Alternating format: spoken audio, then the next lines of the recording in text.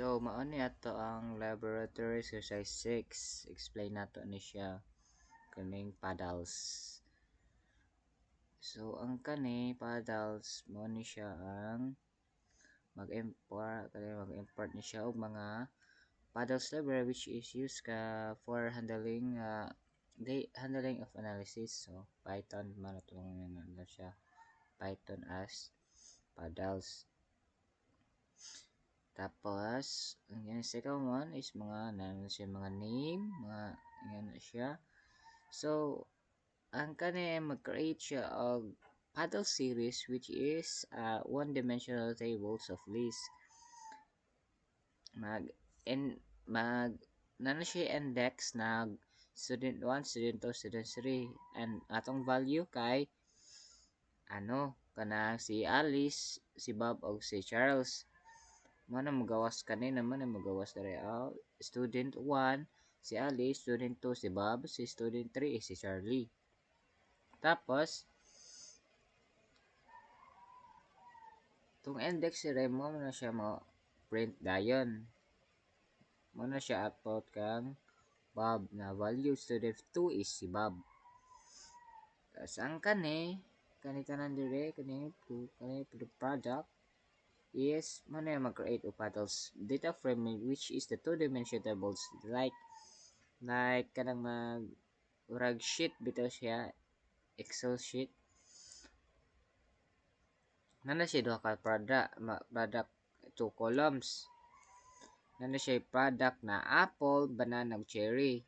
Tapos si nana siya price of 0.1, 0.2, 0.3 ay 0.2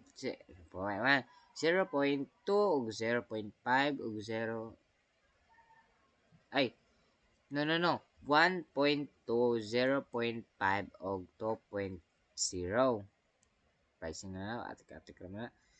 So mo na siya magawas sa diri ay kaniyo so mo na siya ang task 1 sunod ta. So ang next to is task 1 data loading and inspections. So ang kani wala na siya create siya og mga loading data and mag-inspect siya. Create siya explain sa nato ning kani kalaw sa mga duration at so calories. So na kana siya wala siya Python dictionary that hold your data. So si duration how mo na siya ang how long ato active sa calories, so many calories we have. Tapos ang max pulse is max pulse of rate of recorded. Some calories value are none, means missing data. Tara missing na data. So convert din ta ng kani mo ni mag-convert sa dictionary into a data frame. Mag-convert na siya simple data na dictionary into a paddle data frame na table with three rows and a columns. So kaning isa mo na mag-save sa atong data frame to CSV files names. Ano siya kanay po data point CGF siya mag-save. Tapos ang kani siya muna siya mag-read sa atong CSV files na save nato kani mag-style confirming. Tapos load again na siya. Ang kanida yun mo na siya din mo display nakadiri first 7 columns may na siya. Tapos na siya kaning dari max calories and max pulse muna siya. Kani pong isa mapo na siya mag-print sa atong dari na kani muna mag-print sa ato yes mo na din na siya sa task 3 ta. Ang kaning task 3, data cleaning, murag bawra mangyapon siya yata. Ready? Kanay mag-create, muna na ito mga calories, mag-create na siya. Katong gingon ako kanina, mag-create siya og data na simple data that have 3 columns that have duration, calories, and max false. Tapos, ang kani siya, muna na siya, mag-convert na siya dictionary, data frame, table, mag-access na siya des CSV files, mag-save na siya sa data files, muna barang gyapon na siya tong dito tapos kani muna na siyang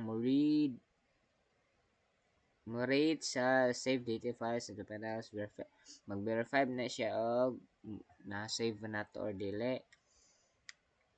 Tapos ang kani mao na niya nagkalahian sa ato the calories kani ni DF calories and chuchu median.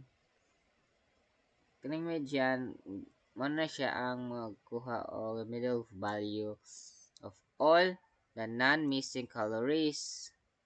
Tapos ang kani Fela cells mo na ang mag-replace of missing of non-calories value that have a median number. Mo na siya ang mag-keep sa data consist og avoid error from atong ana data missing data.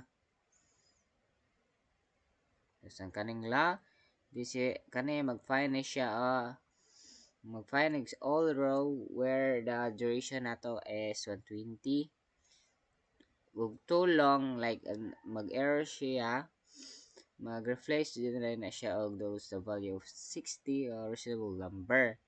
This is to step cleans an unrealistic data.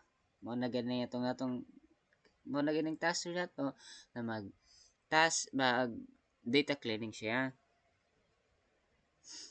Tapos kani dayon kani mo ni siya ang mag-remove of any duplicate row from the data frame.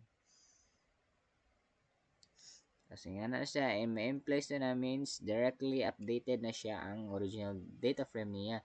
No need to reassign it. Sa PDF, mo na din siya. Mo-display na din na siya sa final clean table. Like this. Yeah. So clean. That is the data cleaning. So, dira punta sa task 4, the last atong sa lab 6 na to. Data analysis and visualization. Dita mag-una. Kanay mo gyapon na mag-import na to. Diba kana ana siya. Sana naman na para maka-code ta. Tingnan to i-highlight ko. So, ang kani may Cora tricks ko rin kani padon din dere kani mo print naman siya kani mo na siya mag-calculate sa atong calculations bot ang sakto ba na pagka pronounce o coffee na siya basta mo na siya correlations between all the numericals of columns of our data frame. Correlations of measures how strong two variables move together. Together na siya mag-move. Tapos, ang 1 plus 1 na to, ay plus 1 na to is mag-positive na siya. Correlations. And increase, mag-increase siya 1 and another increase to another mag-increase siya. Tapos, ang negative siya, na siya, na siya, mana siya numericals only truth and ma-ensure na to ang anak na to. Tapos kani ang line mag-ana din na siya mag-pick na siya sa correlation between durations and calories from the matrix. Tapos ang kani dayon kani correlation And that means that a strong positive correlation has a workout duration. Mag-increase siya calories burns and also increase. Tapos, kane, kane mo na din na siya ang mag-create sa tong scatter plot. Mo na shows workout as mo na tong point when excess to duration so y excess so calories burn. The blue dot, this blue dot, muna siya ang mo siya to color change duration na to. Siya muna mga blue dot.